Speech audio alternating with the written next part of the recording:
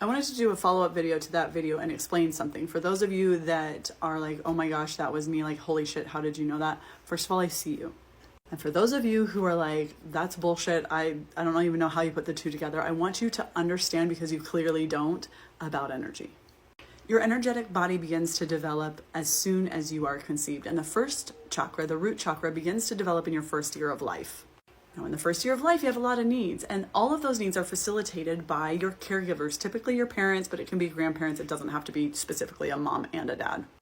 And even, again, having a dynamic with parents or grandparents that there is strain or stress around your upbringing affects your root chakra. Okay, now back to the needs. So you have all these needs, you are nonverbal, and somebody else is facilitating clothes on your back, food in your belly, roof over your head, protection and safety. If you felt like you were worried, again, you don't have to remember this, and you won't probably. We're not meant to remember all of these things, but if you felt like your basic needs weren't going to be met, like food in your belly. So if your parents were always stressed about money, they never knew where the next meal was going to come from, and maybe they often talked about or felt like, that their house, they couldn't pay rent or different things like that, it affects your root chakra even if you don't remember it, honestly, especially because you don't remember it. The chakra system is actually developed within the first 8 years of life. How many memories of really clarity do you really have before the age of 8? Very little. So back to this video. So if you're feeling this way when the root chakra is developing, the flow of energy is going to be off. Then what happens is, fast forward to an adult, how do you get your basic needs met? You get a job.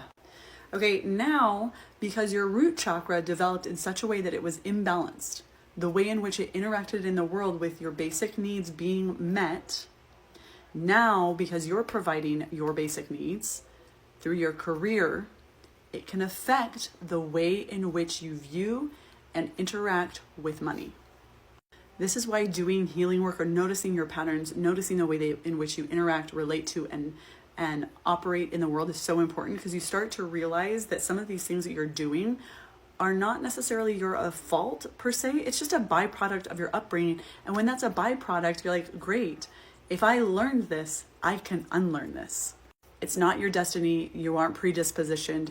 It can change.